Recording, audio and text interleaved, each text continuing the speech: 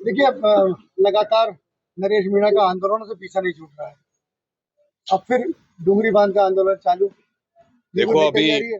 अभी जब मैं अनशन से उठा हूं तो अपने आप में एक थकान सी महसूस होती है। और लेकिन मेरा ये है कि शरीर कह रहा है कि रुक जा, थक गया, लेकिन मन कहता है कि रुकना नहीं है, चलते रहना है, आगे बढ़ते रहना है। और अनशन के बाद आपके बीच में हूँ। आज मैं झालावाड़ जा रहा हूँ। जिन बच्चों के लिए हमने अनशन किया था, जो 7 बच्चे एक्सपायर हो गए थे, उनकी जो हमने रकम इकट्ठी हुई है जन सहयोग से, 1 करोड़ रुपए हमारे पास आए हैं। उन 1 करोड़ रुपए को उन तक पहुंचाने के लिए मैं झालावाड़ जा रहा हूँ। आज आपके बरवाड़ा के पास एक कार्यक्रम भी है मेरा पद्दंगल का, उसको हाजिरी दे के वहां पर, और फिर उसके बाद मैं 6 तारीख को उन सभी परिवारों को वो आर्थिक मदद जो सहयोग से हुई है उसको देने जा रहा हूँ। नरेश जी, समझौता कांड, जन क्रांति यात्रा के बीच में आपकी गिरफ्तारी और आमरण अनशन यानी कि जान पे बनाई, इन सब चीजों से नरेश मीणा ने आखिर सीखा क्या है? देखिए, मैं अभी बार बार कह रहा हूँ कि जेल में जब रहा मैं, तो जेल की जिंदगी मेरे लिए एक अलग ही जिंदगी है, जिसने मुझे बहुत कुछ सिखाया भी है। मैंने वहाँ बहुत सारे लोगों को पढ़ा है, और अभी मैं झालावाड़ जेल में रहा तब मैंने 2 लोगों को पढ़ा है बहुत गौर करके, कर्नल भैंसला और शिबू सोरेन। कर्नल भैंसला के बारे में तो आप तमाम लोग, राजस्थान के लोग जानते हैं कि उन्होंने किस तरह से सामाजिक क्रांति लाई और किस तरह से गुर्जर समाज को उन्होंने एक नई ऊंचाई पे पहुंचाया अपने आंदोलन के माध्यम से। लेकिन शिबू सोरेन साहब को शायद यहाँ लोग कम जानते होंगे। लेकिन शिबू सोरेन झारखंड में एक ऐसा शख्स हुआ जिसके 14 साल में की उम्र में उनके पिताजी का हत्या कर दी गई थी, मर्डर कर दिया गया था। उसके बाद उन्होंने जंगलों में जाके आदिवासियों की जमीनों को बचाने के लिए लड़ाई लड़ी। 200 मुकदमे लगे और उन्होंने उनका जीवन पर्यंत उनका आंदोलन चलता रहा। इनसे प्रेरणा मिलती है कि हमें भी अब राजनीति में केवल एमएलए बनने के लिए, एमपी बनने के लिए, केवल पद के लिए काम नहीं करना चाहिए। उससे हटकर केवल ये नहीं सोचना चाहिए कि हम जब सत्ता में रहें या पद पे रहें तभी लोगों की मदद करें। क्योंकि मैं ज्यादातर देख रहा हूं कि अभी जो विपक्ष की भूमिका वो आपके सामने है। लोग इंतजार करते हैं कि जब हम सत्ता में आ जाएंगे तब हम मदद करेंगे। लेकिन मेरा ये मानना है कि विपक्ष में जब आप हो, जब आप पद पे नहीं हो, सत्ता में नहीं हो, तब आप कितने लोगों के लिए लड़ाई लड़ रहे हो, कितने लोगों को न्याय दिलाने के लिए आप प्रयास कर रहे हो, वो अहम है। और इसीलिए मैंने अभी तय कर लिया है कि मुझे कोई पद की लालसा नहीं है। पद का तो भरोसा नहीं ईश्वर, क्योंकि 25 साल हो गए अभी तक तो कोई योग बना नहीं, और कोई गारंटी भी नहीं कि आगे भी कोई योग राजनीतिक तौर पर कोई इस तरह का बने। लेकिन इसका मतलब ये तो नहीं है कि आप पद का और उसका इंतजार में ही बैठे रहे। इसलिए मैंने तय कर लिया कि अब जहां भी कहीं मुझे लगेगा कि यहाँ अत्याचार हो रहा है या इस तरह की घटना हो रही है, वहां लोगों की लड़ाई लड़ने का मेरा मन। एक बड़ी बात की जेल का अनुभव और बात हत्या तक की आई। एक चीज यह है कि आप जब यहाँ मौजूद थे जेल में, तब आपने एक बात कही थी, आपको शिफ्ट भी किया गया कि मेरी जान को खतरा है, टोंक, और उसके बाद में अब हथियारों के वीडियो अब निकल के आए हैं। जी, तो उस सूरत में ऐसा क्या देखा, किस तरह का माहौल देखा टोंक जेल में, जो आपको खुद को ये लग गया, नरेश मीणा को ये लग गया कि मेरी जान को भी खतरा हो सकता ऐसे कई घटनाक्रम जेल में हुए थे जिससे मुझे पूरा महसूस हो गया था कि मेरे पे हमला हो सकता है। और फिर मुझे पता लगा कि यहाँ हथियार भी मौजूद है। तब मैंने ये आप सभी मीडिया के माध्यम से ये बात कही थी कि टोंक जेल में हथियार है और मेरी जान को खतरा है। और अब आप सबके सामने वो बात आ गई कि जेल में वो जो हथियार थे, जो उसकी मैंने जिक्र किया था, वो उसका वीडियो वायरल हो गया। अब ये प्रशासन के ऊपर डिपेंड है कि प्रशासन कितना इसको सीरियस ले, कितना इसको संवेदनशील होकर इसकी जांच करे।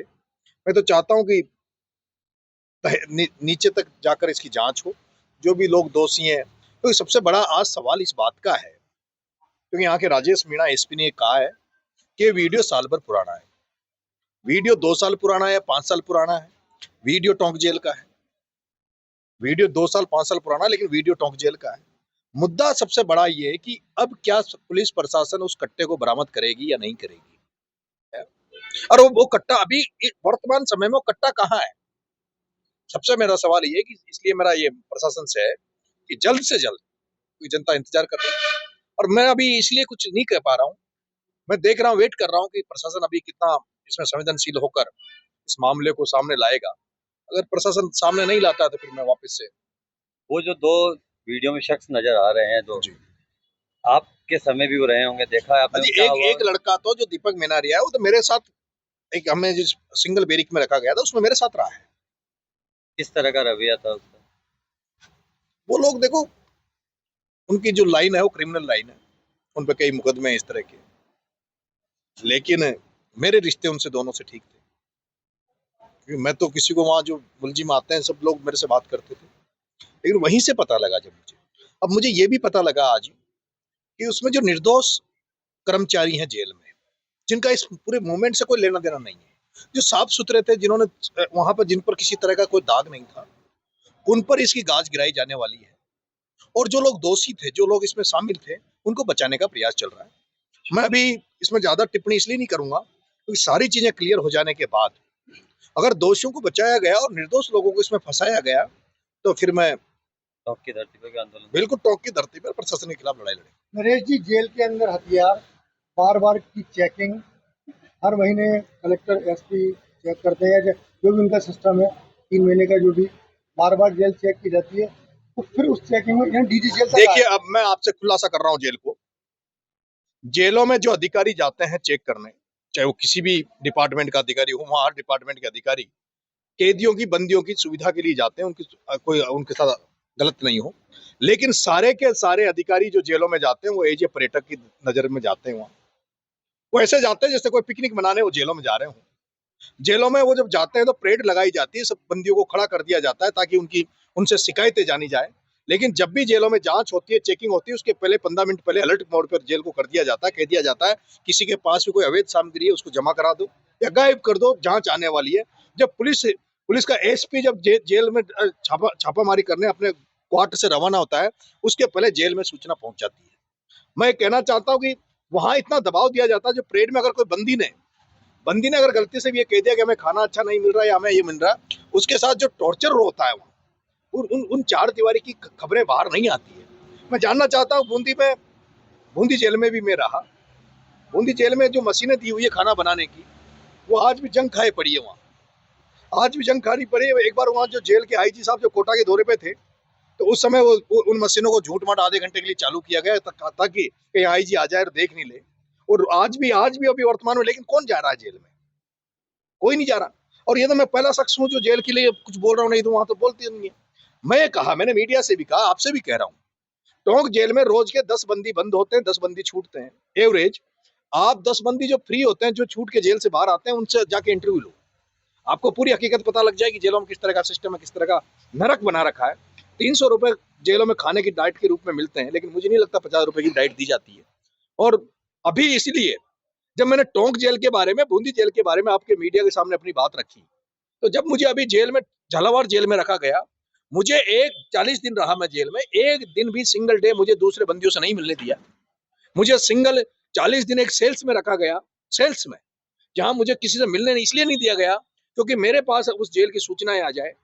जेल कैंपस के अंदर मेरे बंद रहा, लेकिन मुझे वहां के बारे में ये भी पता नहीं चल सका कि खाना कहाँ बनता है, खाना कैसा बनता है, किस तरह से वहां लोगों से काम कराया जाता है।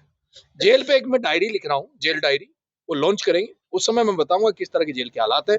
और यही कारण है कि मैं अनशन पे बैठा था, तब भी मैंने प्रशासन को कहा था अभी, और आज आपके माध्यम से फिर कह रहा हूँ, मैं आज भी चाहता हूँ कि माननीय मुख्यमंत्री जी भजनलाल जी एक बार मुझे बुलाकर टेबल पे बात कर ले। अगर जिस दिन माननीय मुख्यमंत्री जी मुझे को बुलाकर टेबल पे बात करेंगे, मैंने पहले कहा, उससे राजस्थान की भी दशा और दिशा में सुधार आएगा। और इस तरह के बहुत सारे कार्य, ऐसे काम हो रहे हैं यहाँ राजस्थान में, उनमें और उनको उसमें उनको भी जनता श्रेय देगी। मैंने कहा जैसे आरपीएससी में कुछ सुधार हुए हैं, और उसके लिए मैं धन्यवाद दूंगा भजनलाल जी को। बहुत लंबे समय से आरपीएससी में फर्जीवाड़े थे, लेकिन उन्होंने, भजनलाल जी ने कहीं न कहीं उस पर नकेल कसी है। मैं चाहता हूं भजनलाल जी ने जिस तरह से आरपीएससी में नकेल कसी है, उसी तरह से राजस्थान आज की तारीख में 2 बीमारियों से सबसे ज्यादा ग्रसित है। एक है नशाखोरी, हर घर घर में नशा पहुंच रहा है, और दूसरा करप्शन, जो हम भ्रष्टाचार कहते हैं। मैं चाहूंगा कि भजनलाल जी मुझे बुलाए तो मैं इसमें गांजा नशा फैल रहा उसको लेकर, और एक करप्शन, आज थानों से लेके, तहसील से लेके, पटवार घर से लेके हर सरकारी दफ्तर में करप्शन है। मैं चाहूंगा भजनलाल जी से मिलने के बाद एसीबी जो भ्रष्टाचार को रोकने के लिए एक संस्था बना रखी है राजस्थान में, वो क्या सही तरीके से काम कर रही है? क्या उस आरपीएससी, जिस तरह से आरपीएससी भ्रष्ट हो गई थी, आरपीएससी में बैठे हुए लोग आरपीएससी को खत्म कर रहे थे, उसी तरह से आज एसीबी जो है, जिसको करप्शन का डिपार्टमेंट है, उसमें झालावाड़ में एक एसीबी का एडिशनल एसपी पकड़ा गया, एक आपके सवाई माधोपुर में एसीबी का अधिकारी पकड़ा गया। हम चाहते हैं एसीबी में भी सुधार हो, इस तरह का, ताकि करप्शन से लोगों को बचाया जा सके। बच्चों के भविष्य से खिलवाड़, ग्रामीण क्षेत्र में गुम विकास, न्यायिक क्रिया में भेदभाव, दबी हुई गरीबों की आवाज। पर अब होगी जनता की बात, सड़क से पहुंचेगी संसद तक आवाज। सिर्फ सुन सरकार, देखिए चाणक्य न्यूज इंडिया पर।